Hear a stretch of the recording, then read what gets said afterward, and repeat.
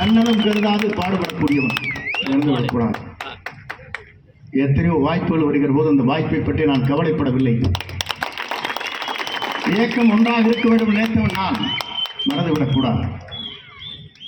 என்னை சோதிக்காதீர்கள், அதுதான் இடத்திலே வேண்டுகோள். இதையெல்லாம் நான் சொல்வதற்கு காரணம், இங்கே இருக்கிற உங்களை போன்றவர் தெரிந்து கொள்ள வேண்டும். இன்றைக்கு 9வது முறை சட்டமன்ற உறுப்பினர் சொன்னால் உங்கள் திருக்கரங்க தான் என்னை உருவாக்கி இருக்கிறது. நீங்கள் என்றால் நான் இல்லை. தெளிந்த சிந்தனையோடு இருக்கிறேன், விட்டுக் கொடுக்கும் மனப்பான்மையோடு இருக்கிறேன். ஆனால் சில பேர் நினைக்கிறார்கள்,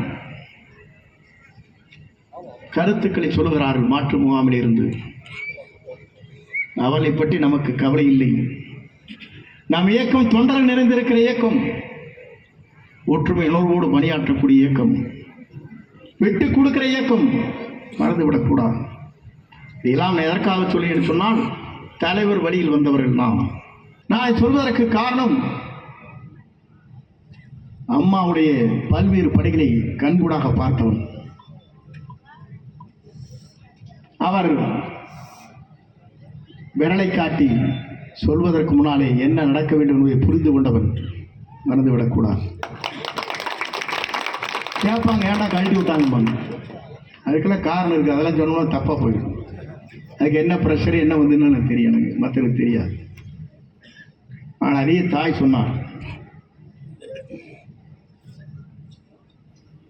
ஏன் எதை சொல்கிறேன் சொன்னால், என்றும் என்னுடைய நெஞ்சத்திலே இதயத்திலே என்றைக்கு வந்து கொண்டிருக்கிறது.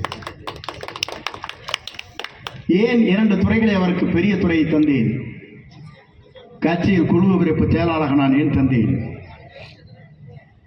என்று சொல்லி, எதை கொடுத்தாலும் வெற்றிகரமாக முடிக்கக்கூடியவர் செங்கோட்டையன். நேற்று ஒரு சொல்லிட்டு போயிட்டார் ஒருத்தர், அதுவே. அதற்கு பிறகு மீண்டும் சொன்னார், எனக்காகவும் இயக்கத்திற்காகவும் எமையுமே தன் தலையிலே விழுகிறது என்றாலும் சறுக்காமல் வலுக்காமல் இந்த இயக்கத்திற்காக தன்னை அர்ப்பணித்தவர். யாருக்கு கேசட் கொண்டு வருகிறீங்களா, ரெக்கார்டு கொண்டு வருகிறா?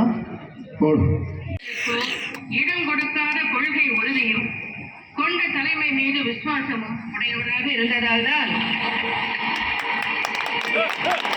இத்தனை சிறப்புகளை பெற்று விளைவிக்கிறார் அன்பு சகோதரர் செங்கோட்டையன் அவர்கள். என்னை பொறுத்தவரை அண்ணன் செங்கோட்டையன் என்ற அதிருப்தி இல்லை. அவர் அவர் பழைய கட்சிக்காரங்க, விசுவாசமானவர்.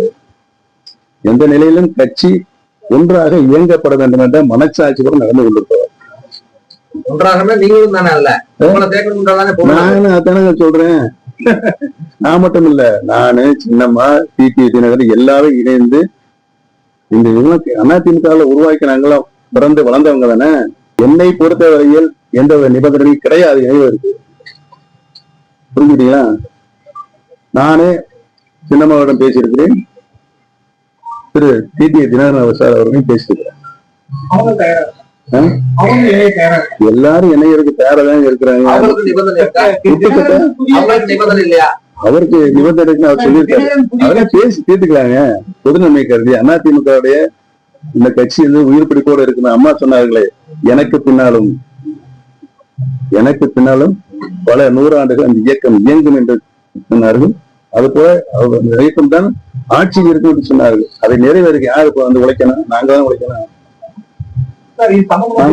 நாங்க எங்களை பொறுத்தவரை இங்க இருக்கிற நாங்க போய் வேற கட்சியில ஏதோ பதவி வாங்கிட்டு போயிடலாங்க. எங்களுக்கு அதெல்லாம் தேவையில்லைங்க. உருவாக்கப்பட்ட கட்சியில கடைசி வரைக்கும் நாங்கள் எங்களுடைய உழைப்பை தர வேண்டும் என்றுதான். எடப்பாடியார் தலைமையில ஆட்சி மலரும், அவர் தலைமையில அதிமுக வெல்லும். வேற என்ன கேட்கணுமா? வாங்க, நாளைக்கு நாங்க நாளைக்கு இருக்கு 2 இடத்துக்கு அங்க வாங்க. இதெல்லாம் அடுத்த கட்சியெல்லாம் நாங்கள் சொல்லணும். இதெல்லாம் கட்சி எதுவும் தொடங்கக்கூடாது. இதில் ஒன்றுமே நடக்கலை. அடுத்த கட்சி இதை பற்றி இங்கே எந்த சம்பவம் நடக்கலை. அண்ணன் தெளிவாக செங்கோட்டையன்னு சொல்லிட்டாரு. அந்த இதில் இந்த மாதிரி வைக்கலன்னு. அதே நேரத்தில் பொதுச் செயலாளரை பேசும்போதும் கூட சொன்னார், இங்கே அமைப்பாளர்கள்லாம் 2 வரல காமிங்கன்னு கூட சொன்னாங்க என்கிட்ட. வேண்டாம், இது பொது ஃபங்க்ஷன், ரெட் ஹவரில் காமிச்சா இதாயிரும் அப்படின்னு. அப்போ கூட அவங்க சொன்னாங்க அதிமுக தானே நீங்கள் முதலமைச்சராக இருந்தீங்க அப்படின்னு சொன்னாங்க. எப்படி மனம் திறந்து சொல்கிறாரு பாருங்க. ஒரு தலைவனாக இப்படி தான் இருக்கணும். என்ன நீங்கள் பேசுகிறீங்க? ஒரு தலைவனாக இருக்கணும். அவருடைய செல்வாக்கு கூடிக்கிட்டு இருக்கு. இந்த செல்வாக்கை மறைக்கிறதுக்காக ஆளுங்கட்சி இன்னைக்கு நான் கேட்குறேன், செங்கோட்டை அண்ணன் எங்களுடைய மூத்த சகோதரர், கழக அமைப்பு செயலாளர், மாவட்ட செயலாளர், அம்மா காலம் தலைவர் காலத்தில் இருந்து இருக்கிறவர், அவர் காவல்துறை பாதுகாப்பு கேட்டாரா? இன்னைக்கு ஆயிரக்கணக்கான போலீஸை கொண்டாந்து நிப்பாட்டி இருக்காங்க. என்னத்துக்கு? இதெல்லாம் என்ன பாருங்க. இந்த ஆட்சி எப்படியெல்லாம் எங்கே காவல்துறை பாதுகாப்பு கொடுக்கணுமோ அங்கே கொடுக்கல. பாலியல் வன்கொடுமை நடக்குது, எல்லாம் நடக்குது. அங்கே கொடுக்கல. சட்ட ஒழுங்குக்கு பாதுகாப்பு கொடுக்கல. கேட்காத ஒருத்தருக்கு போய் நீங்கள் போலீஸ் பாதுகாப்பு கொடுக்கறது. அப்போ இந்த அரசாங்கம் பயந்துருக்கா இல்லையா? இதை விட்டுட்டு இதுக்கு ஏதோ ஒரு சின்ன சம்பவம் நடக்கும். ஒரு குடும்பத்தில் அண்ணன் தம்பிக்குள்ளே எத்தனை பிரச்சனை வருது. ஆனால் ஒன்றாயிராங்கள. அதெல்லாம் ஆகும். ஒன்றும் இதாக நீ எதுவும் அதை பற்றி கவலைப்பட வேணாம்.